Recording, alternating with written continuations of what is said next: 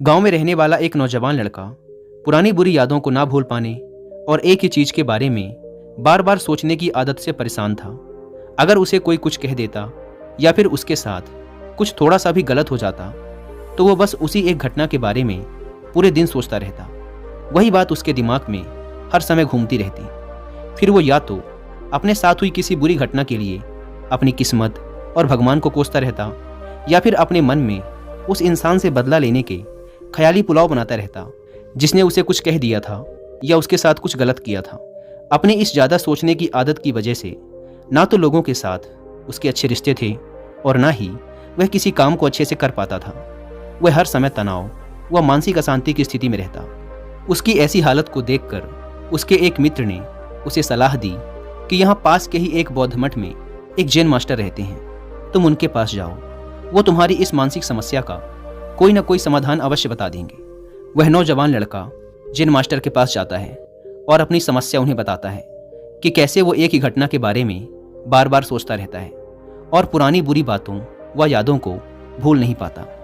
लड़के की समस्या सुनने के बाद जैन मास्टर वहाँ से उठकर मठ के अंदर चले जाते हैं। जैन मास्टर का बिना कुछ उत्तर दिए यूं उठकर चले जाना लड़के को कुछ अजीब सा लगता है, लेकिन वो फिर भी वहीं बैठा रहता है।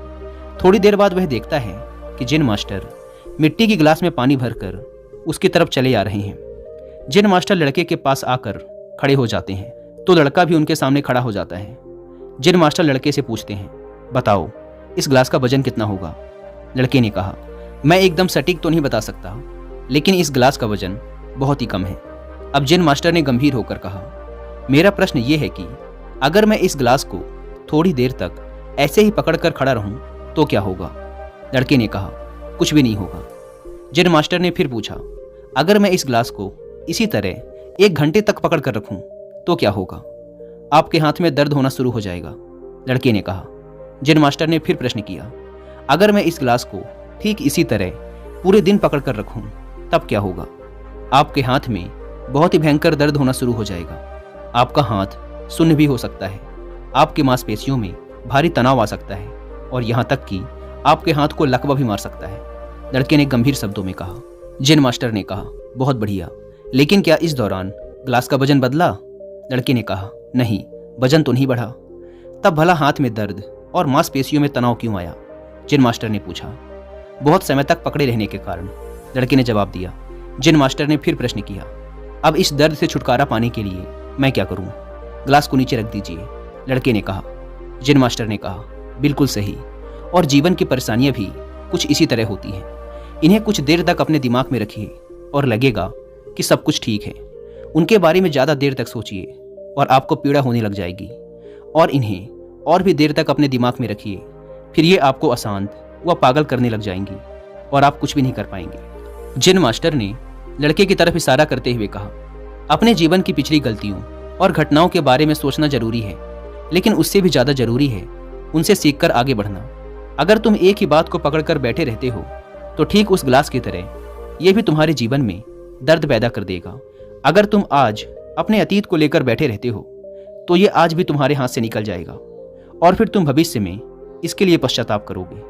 तुम अपने अतीत के लिए जैसा इंसान बनना चाहते हो या फिर जिन गलतियों के लिए पश्चाताप कर रहे हो तो तुम आज से ही वैसा इंसान बनने का प्रयास करो और कोशिश करो कि आज तुम वैसी गलतियां ना करो जिसके लिए तुम्हें भविष्य में पछताना पड़े। इसलिए चिंता करना बंद करो और अपने आज के कर्मों पर ध्यान दो, क्योंकि चिंता व्यक्ति को उसकी चिता तक ले जाती है। दोस्तों, चिंता करने की आदत को छोड़कर एक खुशहाल जीवन कैसे जिया जाए, इस पर विश्व प्रसिद्ध लेखक डेल कार्नेगी ने एक बहुत ही अच्छी किताब लिखी है जिसका नाम है how to stop worrying and start living, यानी चिंता छोड़ो, सुख से जियो। अब तक 10 मिलियन से ज़्यादा लोग इस किताब को पढ़ चुके हैं, और अगर आपके पास इसे पढ़ने का टाइम नहीं है तो आप हिंदी में इस पूरी किताब को सुन भी सकते हैं कुकू एफएम ऐप पर। इस किताब में चिंता करने की आदत से छुटकारा पाने के कई सारे तरीके बताए गए हैं। मैंने भी इस किताब को 2 बार सुना है, और अगर आप चाहें तो आप भी कुकू एफएम को डाउनलोड करके ये किताब और ऐसी ही हजारों किताबों को ऑडियो फॉर्म में सुन सकते हैं, वो भी अपनी मनपसंद लैंग्वेज में।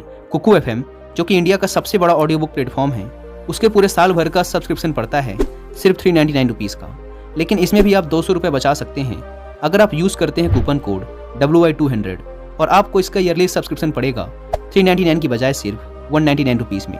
लेकिन जल्दी कीजिएगा क्योंकि यह ऑफर सिर्फ पहले 250 यूजर्स को ही मिल पाता है। ऐप को डाउनलोड करने की लिंक भी आपको डिस्क्रिप्शन एंड फर्स्ट कमेंट पर मिल जाएगी।